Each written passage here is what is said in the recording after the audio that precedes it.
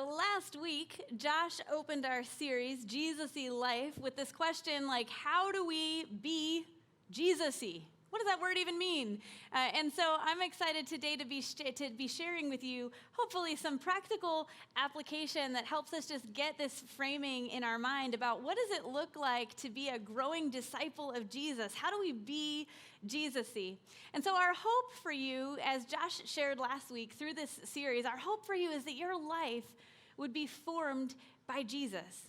As a disciple of Jesus, that you would be forming in his habits, in his likeness, right? That's our hope. And so whether you are a long, seasoned Jesus follower, I hope that you are still being formed by Jesus. Or maybe you're somebody who's newer to the faith and you're just trying to figure out, like, how do I put these pieces together and what would it really look like to live out my faith? When they say that, what does that mean? I hope today might give you some helpful handles or tools that you could use for that as well. Because what we're ultimately talking about through this series is discipleship. We're talking about discipleship. And at Verve City Church, when we say that word discipleship, what we really mean is just adopting practices and a way of thinking where we are seeking to be with Jesus, to learn from Jesus, and ultimately to be like Jesus. That's discipleship in a nutshell, right? To be with Jesus, learning from Jesus, how to be like Jesus. And Josh said last week that as we do that, one of the things that we get to see and experience in our own lives is that we end up starting to experience an alignment between our identity and our character. An alignment between our identity, who we are, and our character, what we do, right? So as we practice and grow as disciples of Jesus, there starts to be in our life the fruit of the Spirit producing itself as an alignment between our identity, who we say we are as a follower of Jesus, and our character, how people around us actually experience us living that out. That maybe just makes them wonder, like, what is weird and different about these people? And the answer could be Jesus. And that would be a beautiful start to a conversation, wouldn't it? So today we're going to spend some time on the very first part of this discipleship journey, and we're going to spend some time talking about what does it look like? What does it take? How can we practice the idea of being with Jesus? Now, before we get too far into it, I want to remind you that the starting point for this whole conversation is actually an invitation that Jesus made to each of us and that Josh referenced last week. So in the Gospel of Matthew, we read the words of Jesus, and Jesus said to the folks who were assembled that he was teaching, he said, "Come to me, all of you who are weary and carry heavy burdens, and I will give you rest. Take my yoke upon you. Let me teach you, because I am humble and gentle at heart, and you will find rest for your souls. For my yoke is easy to bear, and the burden I give you is light." If you want to learn a lot about oxen, go back to Josh's message from last week, right? This whole idea, though, is that Jesus is with us as we grow in our faith walk and in our discipleship with him. But I'd love for you to notice that Jesus himself starts with this invitation, "Come to me." So this invitation, or the idea that we would be with Jesus, is one that he started in the first place by inviting us to be with him, right? So as I was thinking about that this week, it hit me kind of like a very obvious ton of bricks, and perhaps it will hit some of you that way in a second, as I thought about like the starting point for our relationship with Jesus. Why do we find Jesus saying, "Come and be with me, come with me"? And you know, at the very root of who he is, we know that Jesus is Emmanuel. We sing about it at Christmas time, but it's true the rest of the year too, okay? Jesus is Emmanuel, and Scripture tells us that this was a fulfillment of prophetic words. Jesus' birth, all this, took place to fulfill what the Lord had said through the prophet. The virgin will conceive and give birth to a son, and they will call him Emmanuel, which means God with us. We didn't invent this idea of being with Jesus. God gave us Jesus to be with us, Emmanuel, God with us, right? In the Gospel of John, we read this further explanation. The Word, Jesus, that's who that means, the Word became flesh and made his dwelling among us. We have seen his glory, the glory of the one and only Son, who came from the Father, full of grace and truth. At his very essence, who Jesus was is Emmanuel, God with us, God among us. This whole thing gets started because of who Jesus is, okay? I'm naming that because remember, we're going to be thinking about alignment of our character, who we are and what we do. So let's look at what Jesus did. Jesus was intentional. Even as a young child, we read in the Gospel of Luke a story of how Jesus had traveled to Jerusalem with his mom and dad, Mary and Joseph. He had traveled there for the Passover, and they celebrated the Passover feast with their friends and family. And after the Passover feast, they got back to head back toward home. And a bit into that journey, like a bit, like days a bit, okay? Mary and Joseph realized that Jesus wasn't traveling with them as part of that group. And if you've ever lost a kid, because it was totally their fault, right, parents? If your kid has ever wandered off and you had to go find him, they returned to Jerusalem pretty frantic, looking for Jesus and trying to figure out where he might be. And they find him in the temple. They find him surrounded by the teachers of the law and engaging in conversation, questions, and answers with the teachers. And they find him in the temple, and his mom, of course, says the mom thing of like, "Why did you do this to your dad and me? We've been searching frantically." And Jesus replies, "Why were you searching for me?" he asked. "Didn't you know I had to be in my Father's house?" To Jesus, it was so obvious that the place he would be was right in the temple in his Father's house, choosing to spend time with God, okay? That's what Jesus was doing. Here's another example. When Jesus got a little older and he was teaching and he started his ministry of healing the sick and performing miracles and signs and wonders, Jesus often in Scripture we see took time to get away from all of that chaos and the crowd, and he took time not just to get away and go be by himself, but to be with God. Here's one example in the Gospel of Luke. We see one of those days, Jesus went out to a mountainside to pray, and he spent the night praying to God.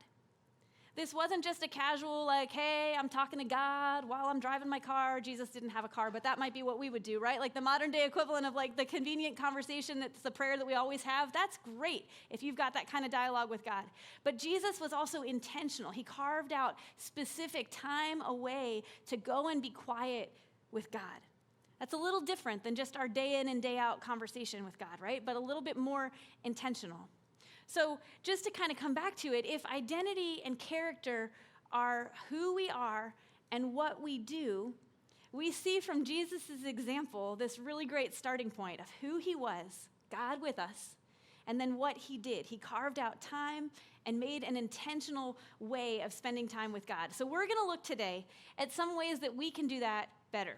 We can do that in a way that doesn't, I promise, add a ton of burden to your life. Because remember, Jesus himself promised this would be easy. This isn't meant to be burdensome and add to your to-do list, but instead to give you some framework and some freedom to think about the ways that you can simply be with Jesus in a more intentional way in your day-to-day life, okay? So this has been fun for me to learn about too. Some of you are book people, so for you book people out there, if you listen to them or read them, here are a few books that were really helpful in thinking through some of these practices that we might adopt to be with Jesus. The first one is a book called 4,000 Weeks, Time Management for Mortals. This is a great book. It is not specifically a Christian book, but it's this really great framework of the fact that 4,000 weeks is about the amount of time we all are alive on average. So, whoa, that either seems really long or maybe really short, depending where you are in your 4,000 weeks. But this is a really interesting kind of philosophical look at the time that we spend being alive, okay? So that's kind of fun. This other book, Crazy Busy, is a mercifully short book about a really big problem. It is really short, I promise. Read this one years ago. Kevin DeYoung does a really great job framing out some of the spiritual components of the ways that we think about and use time. And so he makes the argument, for example, that we never can have not enough time because of God's goodness in our lives. Kevin DeYoung's Crazy Busy. If you find yourself crazy busy, I would highly recommend it. It's worth your read, and it's not that long of a book. So that's a good one. And then lastly, Barbara Brown Taylor's book, An Altar in the World. This book is just a beautiful example of practices and even some meditative kinds of practices that we can put into place to be more purposeful and to take time to just notice the world around us and to see how God is moving through that. She has some beautiful, very easy, simple kinds of practices of how we can better notice the world around us in ways that allow us to respond. So I would just highly recommend, if you're interested in doing a little more reading after today, any of these might be some good resources. So for me, when I think about being with Jesus, I know that my starting point is one of desire. I desire to be with Jesus. That sounds great, right? I enjoy personally the way that my life has been shaped by Jesus, and spending more time with him sounds awesome. Also, how do I fit that in the midst of everything else I've got going on? Like spending time to be with Jesus, honestly, if I'm super honest, when I started kind of the study around this, was like, well, shoot, there's a lot of people out there like me who are going to feel like we would love to do that, but golly, that's really hard. Right? Like, how do I fit that in? How do I make more time for Jesus when I've got kids who need my attention and a husband who needs my attention and a job that needs my attention and family issues? And right, the lists are long. So I want to give you some ideas about, as I've been thinking through this and reading some folks, how can we reframe the way that we think about spending time to be with Jesus? Okay, so I think time is one of our big barriers when we think about being with Jesus. What stops us from doing that? I think time can be one of those things. So here's the first truth. We never really have time, right? We never really have time for one more thing to add into our schedule, to prioritize. You don't get more time necessarily. You got the same 24 hours to work with, so how are we going to have time? The author Peter Drucker, who's kind of a management guru, some of you may be familiar with, Peter Drucker says it this way. He says, the supply of time is totally inelastic. No matter how high the demand, the supply will never go up. Moreover, he says, time is totally perishable, and it cannot be stored. We can't take an hour that we didn't use today and save it for tomorrow and use that hour tomorrow. That's just not how it works, right? We can't store time. We can't save time. Also, he says, really encouraging, we're never going to have enough. It's like supply and demand, but we're always going to want more than we have, right? Kind of an interesting, maybe not so encouraging observation. And he goes on, he says, yesterday's time is gone forever and will never come back. Whoa! Time is, therefore, always in exceedingly short supply. The reality is, if you feel like you don't have enough time, you're not alone and you're not crazy. You don't have enough time. That's kind of true if we think about time in a philosophical sort of sense, right? This idea you don't have time. Oliver Burkeman takes it even farther. He says, when we claim that we have time, what we really mean is that we expect it. You only ever get to feel certain about the future once it's already turned into the past. If I wonder if I might have time for that meeting next Tuesday at 9 a.m., what I'm really saying is, first of all, I assume I'm going to be alive Tuesday at 9 a.m., right? And then I assume that everything about my time between now and then is going to line itself up so that I have that time. But he's basically saying you don't ever get to have time the way you have a new pair of shoes. Like, you don't get to hold time. It's not something you can possess. It's not something you can have in that sense. And anytime we talk about having time, we're really talking about our expectation for the future, which again is pretty questionable, right? I'm just giving you woo, this was some mind-blowing stuff. The way we think about time can affect actually how we're choosing to live. So I think some of the ways that we're thinking about time can be a barrier to our relationship being with Jesus. So here's another one. Time management is a bit of an illusion. And if you think, like I would have normally thought a week or two ago, I would have said, oh, I'm pretty good at time management. No. Let's talk about time zones for a second, okay? Time zones. Do they blow anybody else's mind? They kind of blow my mind, right? Okay, so if we took the sphere of our globe, which is 360 degrees as a sphere, we divide it by the 24 hours that we have in a day. Let's assume both of those things make perfect sense for starters, okay? So 24 hours in a day, that would mean that we would have a time zone every 15 degrees latitudinally around the globe, right? So we would have 24 time zones representing the 24 hours, and this would kind of make sense, right? But that's not what we do. Do you know that there are 40 time zones in the world? Some of them go by hours and degrees. Some of them go by half hours. Some places in the world have time zones in 15-minute increments. What is going on, right? Then you have really big countries like the country of China. Literally decided, okay, once upon a time it had multiple time zones, like 4, I think. It decided years ago that it would have just one time zone. Why? Because it makes life more convenient. I got to give it to them. I think that's probably true. But they've got one time zone for all of China, which means some of their neighbors, when you jump and cross a border like into Afghanistan, you jump 3 hours by like just crossing a border. Crazy, you guys. Time is crazy. I talked to somebody this morning who reminded me that if you fly to Fiji from California, you might leave LAX at 11 p.m. on a Thursday.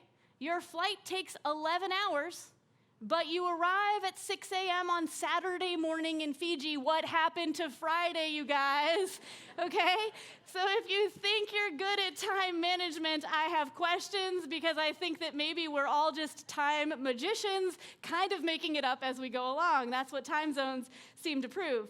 But we also can look at, again, just the ways, the strategies that we try to manage time as potentially being a little bit problematic.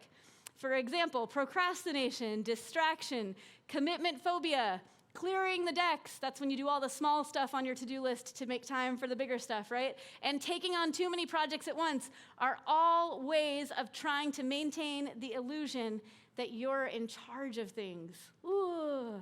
Anybody do that? Anybody do any of these time management practices? Yeah, you don't even have to raise your hands. I know, it's a lot of us, okay? We try to manage time because we want to be in control of things.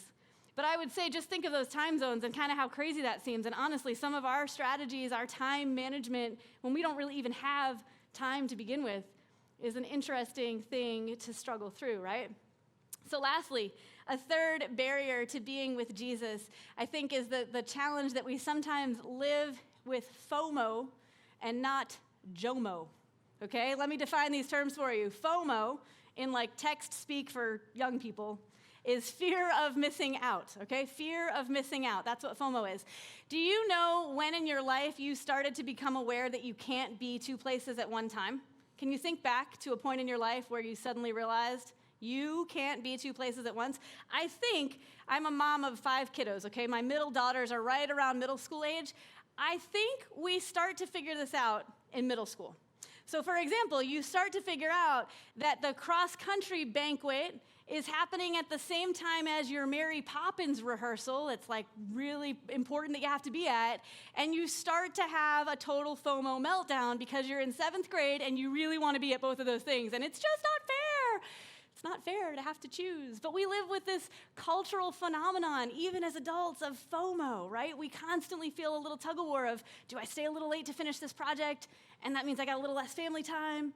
Do I choose to do this thing versus that thing? There are people who hold off and put off even getting married because of FOMO, right? It's like, well, I got to leave my options open as opposed to like jumping all in and being in, right? So I just think as a culture, we have this sense that we're living with a fear of missing out rather than JOMO. Let me define JOMO.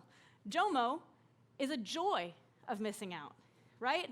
What does it look like to have a joy of missing out? The joy of missing out, JOMO, is the thrilling recognition that you wouldn't even really want to be able to do everything, since if you didn't have to decide what to miss out on, your choices couldn't truly mean anything. JOMO is, I'm so happy I'm in Mary Poppins. I can't wait to go to that rehearsal today. And you know what? I have loved cross country, but my bigger passion is Mary Poppins, right? For example, in the 7th grade realm. But for you, that might look different. JOMO is the joy of being married, despite the fact that that means you're going to spend the next 50, 60, however many years of happy life with one person instead of keeping your options all open. JOMO is the joy of missing out, but that's not how most of us are wired to live, right? We're in a culture that constantly challenges us to try to be 2 places in once rather than to like enjoy living in the moment that we're in. So I think that can be, again, the mindset of that can be a barrier to us spending time simply to be with Jesus. But here's what we have to remember. Our goal as disciples of Jesus, our goal is transformation, not time management.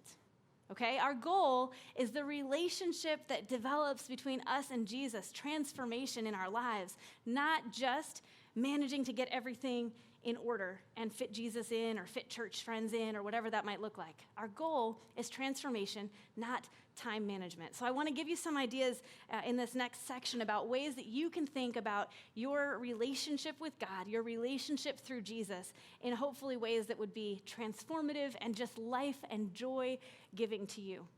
So the first thing that I can kind of connect the dots with here is, like I said, my desire is to be with Jesus, but all these other things can get in the way.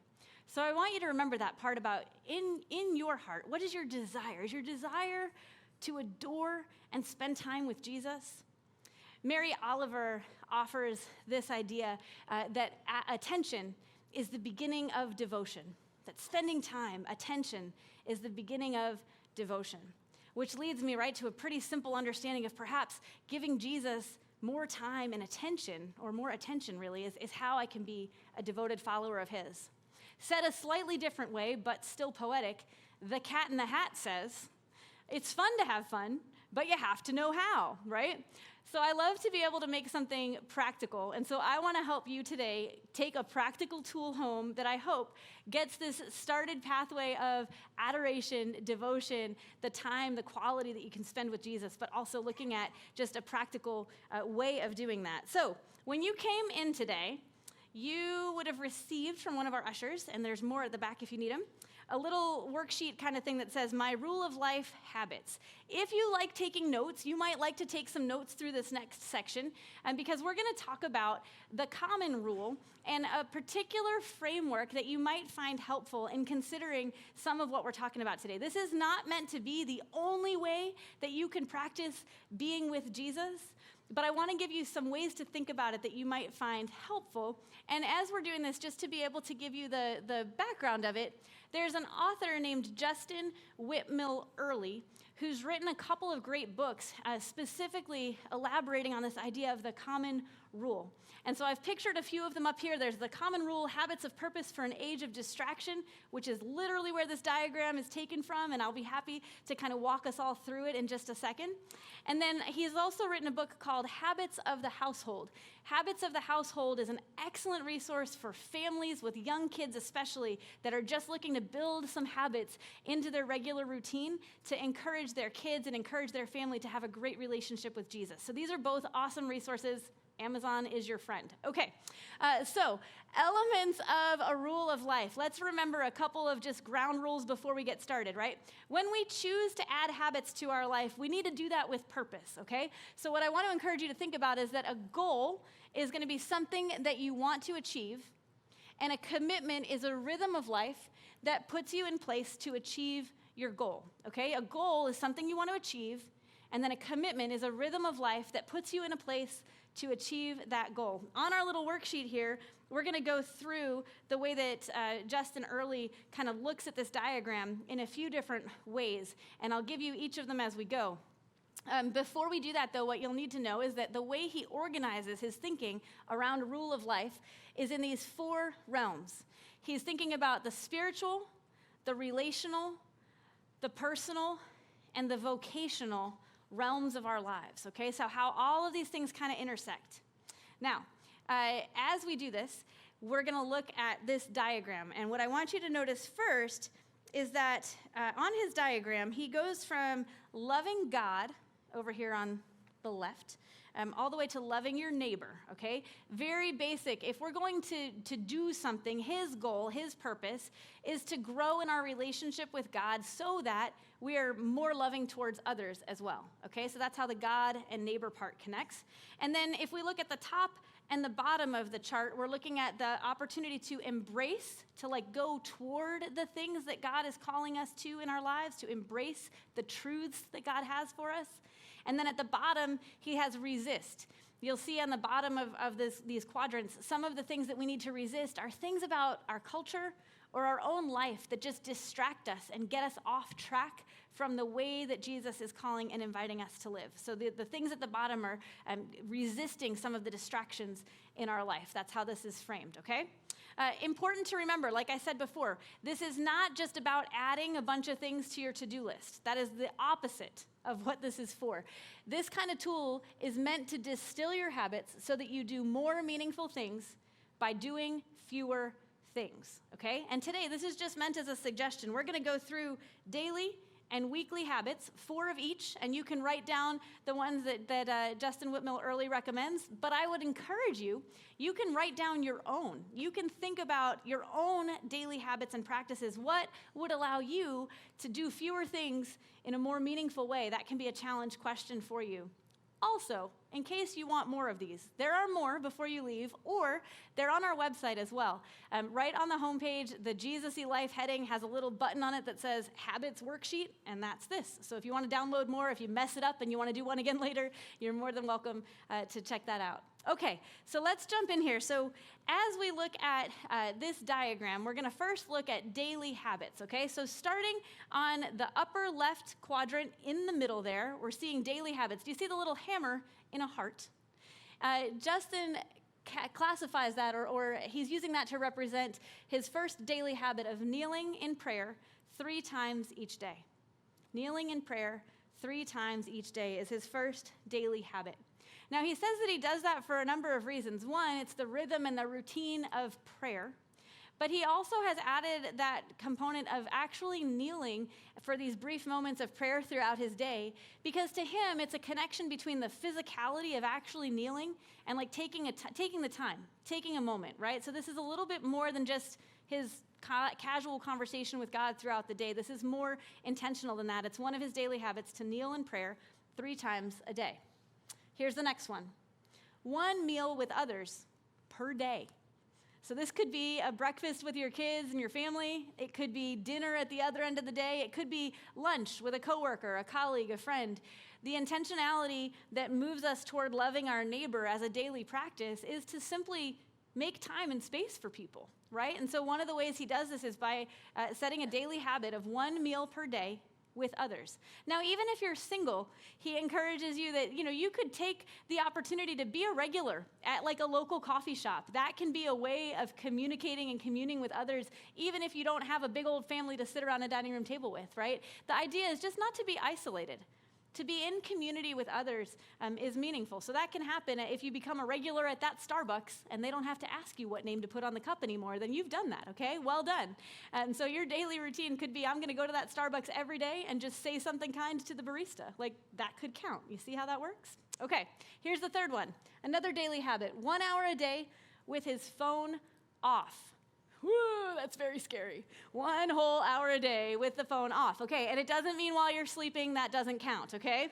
So the 1 hour a day with the phone off, he talks about he and his wife have a commitment that like the first hour that he's home and it's family dinner time and all that, like the phone gets put away and there's an opportunity there just to connect with one another. It's not that the workday is really even over, right? He's gonna pick that phone back up and probably do a few more emails before bedtime. But for the moment, it's really helpful to just have the space to have an hour a day where your phone is off. He even does an hour a day sometimes, he says, at work with his phone off. Because you know what? That phone can be super distracting, right? It's pinging constantly, and what do they need, and what's that next? And you can't even focus on being creative or getting some of those big projects done. So having an hour with your phone off on any given day could be super helpful. You see how that works? Okay, here's the fourth one. Last quadrant here, we're on the bottom left quadrant on the daily, is scripture before phone. So he's set himself a few different ways that in the morning when he wakes up, before he picks up his phone and starts the day, he has a Bible app that's going to load that up and have ready to go a verse of the day before he starts anything else.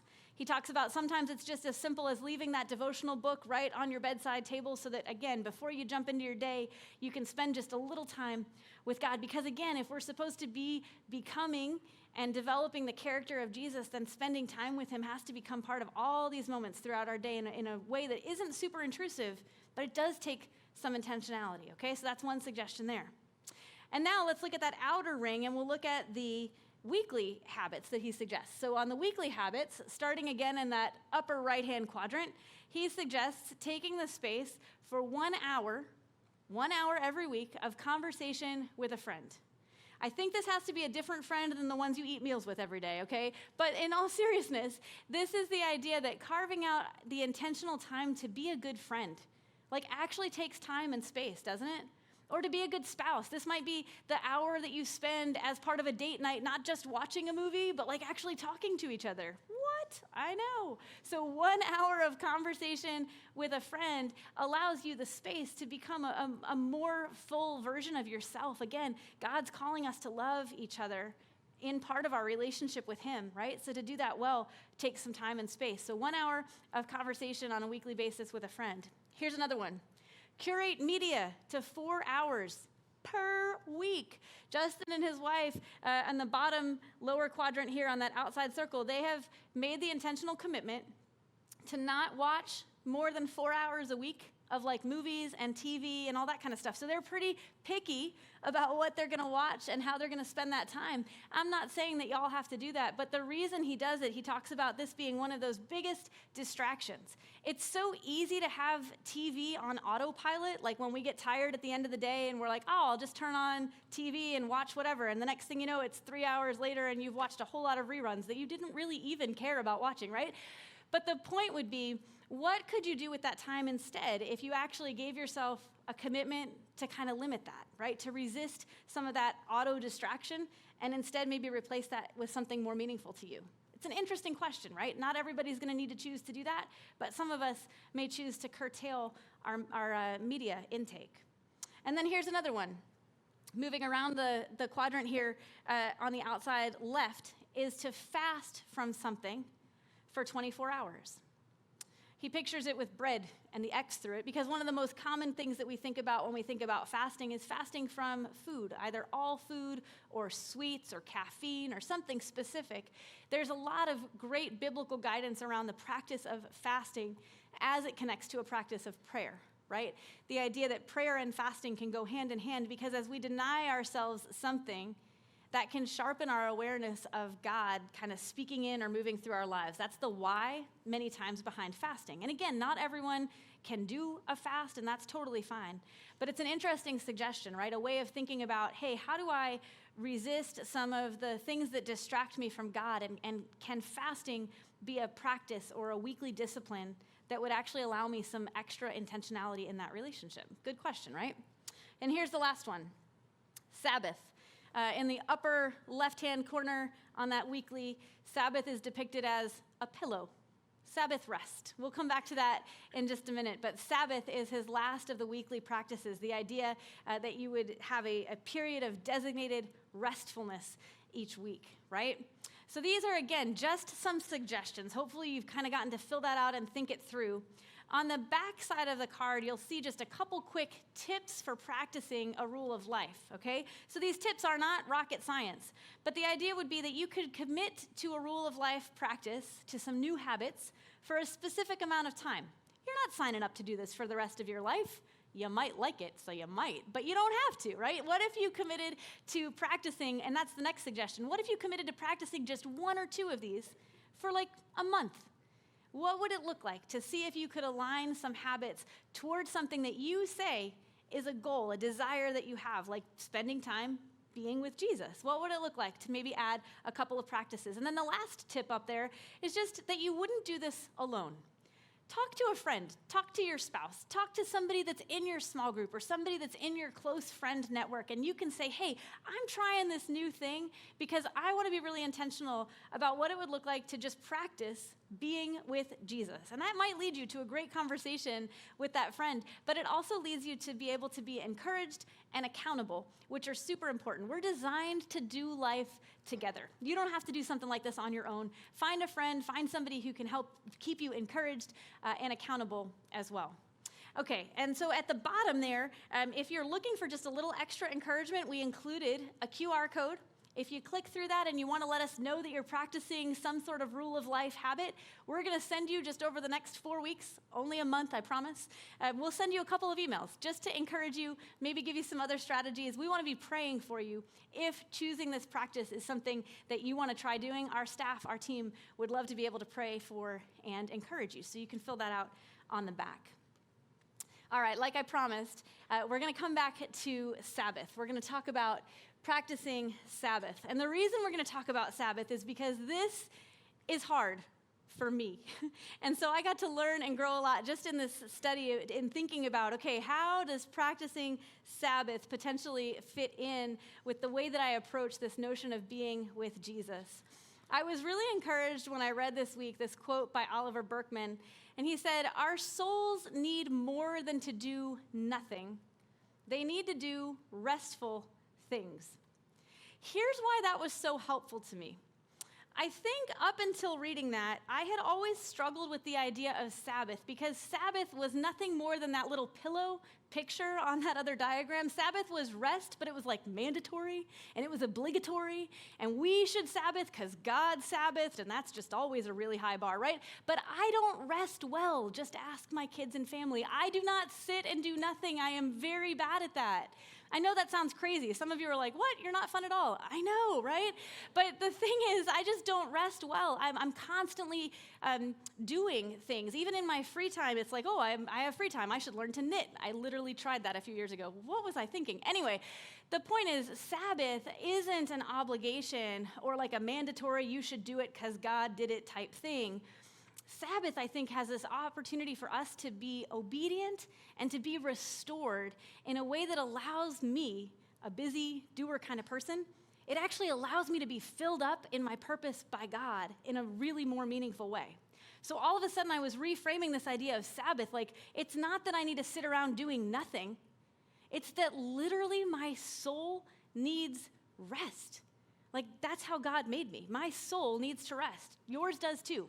Even if you don't think it does, I promise. The person nudging you next to you says it does, okay? That's what they would be doing to me. So here are a few ways to think about practicing Sabbath that were helpful to me that might be helpful to you as well. The first is that we should think about practicing Sabbath within a 24-hour period, over a 24-hour period, right? That's the common practice, often from sundown on one day all the way till sundown the next day, right? Sometimes Sabbath can involve intentional ways of doing and not doing things, okay? So Sabbath might be on the not doing side. Perhaps Sabbath is when you would observe a fast. I'm going to fast for a portion of the Sabbath because that's my not doing. I'm not going to be eating during that portion of the Sabbath. And then when I end Sabbath, I can celebrate with a meal, for example, right? That's a pretty traditional understanding, but one that might work for your lives. Sabbath can also mean doing. What are the restful things that you can do that give you life and fill up your soul? Like for me, putting aside time to actually say, I am going to spend this time. It is time well spent to go to the movies with my kids and enjoy the space that we have to do that. And I'm going to do something intentional with my kids on my Sabbath because my kids and spending time with them fills me up. Okay, that's an example. So what on your Sabbath can you do and not do that kind of gives meaning to that ritual? And then finally, making Sabbath a communal practice is another way that we can actually make that even more meaningful in our lives. Why? Because we need the encouragement and support of friends for sure. Perhaps your communal practice of Sabbath can involve some way that you're reaching out and inviting friends or neighbors to share that celebration end of Sabbath meal with you. Or maybe it's just something you do with your family, but that still counts. Your family are your people. And spending time together and being a community of your family is also super meaningful, right? I want to remind you, this was, again, it's super helpful to me. Again, not Sabbath as like a fluffy, let's just go lay down on a pillow and it's mandatory and you must rest. That sounds terrible. No, real rest takes real work. We have to be intentional. Sabbath, doesn't that sound hard, what I just described to you? And I'm like, yeah, let's do it, right? It's hard to carve out the space, but I think it's so worth it to see how God meets us in that when we choose intentionality. See, so many of us can resonate with this idea of being stuck on the hamster wheel of life, can't we? Berkman says this, he says, interrupting the ceaseless round of striving requires a surprisingly strenuous act of will, one that has to be bolstered by habit as well as social sanction. Guys, Sabbath, rest for your soul. It's not going to happen by accident. Like the hamster wheel is going to keep on going until you step off and say, whoa, I got to do something different here. And again, all the better if you can do that in a community that would support you. So the question of why Sabbath, like why should we participate in Sabbath as one of these potential daily, not daily, probably weekly rituals, okay? Why Sabbath? The first reason is that you actually can't do it all. This is super helpful for those of us, me, who want to be a time management guru, right? But who constantly need to be reminded, we're not really time managers, we're time magicians. You can't do it all, and thank goodness for that being true. When you come to that point of when Sabbath time is supposed to start, there are probably going to be unanswered emails and stuff still on your to-do list and that phone call that you didn't get to return yet. And you know what? That's all true, and it's okay to let it sit for 24 hours, because this second thing is also true. The world won't end without you. The world will go on without you participating on your phone for the next 24 hours. I know, it's hard to imagine, right? But it's true.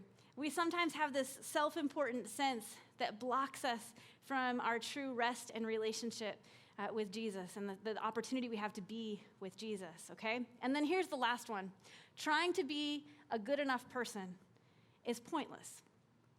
Now, many of us as Jesus followers would know that and we would accept that, but I just want to remind you, there is nothing about your striving that earns you Jesus' love. On the cross, Jesus said, "It is finished." He's the only one that got to say, "It is finished." The rest of us are doing life and doing purpose, but thank goodness Jesus finished what he set out to accomplish, which was giving us a pathway by believing in him to actually have a restored relationship with God. No amount of striving and time management that you can do is ever going to be good enough. And it doesn't have to be, because Jesus already went all that distance for you to the cross to redeem you and to love you with a ton of grace and mercy that you will just never earn. And thank goodness you don't have to, right? You can't do it all. The world will go on without you. You can't possibly be a good enough person. Walter Berkman is a theologian, and he says it this way. He says, the Sabbath is an invitation to spend one day per week in the awareness and practice of the claim that we are situated on the receiving end of the gifts of God. Isn't that beautiful? We're situated on the receiving end of the gifts of God. Does your soul need that? I think sometimes we forget that our souls need that kind of purposeful rest. You see, Sabbath is the essence of our salvation. It's the essence of our salvation. I want to look as we close back to that verse in Matthew where Jesus was speaking. And I want to read it to you from a translation, a paraphrase called The Message, because the wording here is just a little different, and I want you to notice one thing in particular. Matthew 11, Jesus says, "Come to me, get away with me, and you'll recover your life. I'll show you how to take a real rest. Walk with me and work with me. Watch how I do it. Learn the unforced rhythms of grace. Keep company with me, and you'll learn to live freely and lightly." Guys, be with Jesus. Learn the unforced rhythms of grace. It's not about a bigger to-do list or more time management. It's about learning to be with Jesus in our daily and our weekly habits in a way that just allow us to be formed and transformed by him in beautiful ways that not only impact our own lives, but allow us to shine out and impact the lives of others. That's what being a disciple is all about. Will you pray with me? Dear Heavenly Father, thank you for who you are and for what you've done and what you're doing, God. I just pray that as we think about the ways that you are challenging and encouraging us right now, God, that you would give us boldness to live into the patterns and the habits that you might be calling us toward. God, we know that you say that to come along with Jesus doesn't make our lives more burdensome, but actually just gives us a chance, an opportunity for more joy and more fulfillment in you. And so, God, my prayer this morning is that those who are hearing my voice here in this room or here online eventually, God, that you would just bless them with a sense of your purpose and your presence. God, guide them through whatever daily practices or habits it might take. But God, more than anything, we just pray that we would be people whose lives are transformed by you. In your image, God, that's our desire. We want to be more and more like Jesus. We ask these things, we pray these things in his awesome name. Amen. Amen.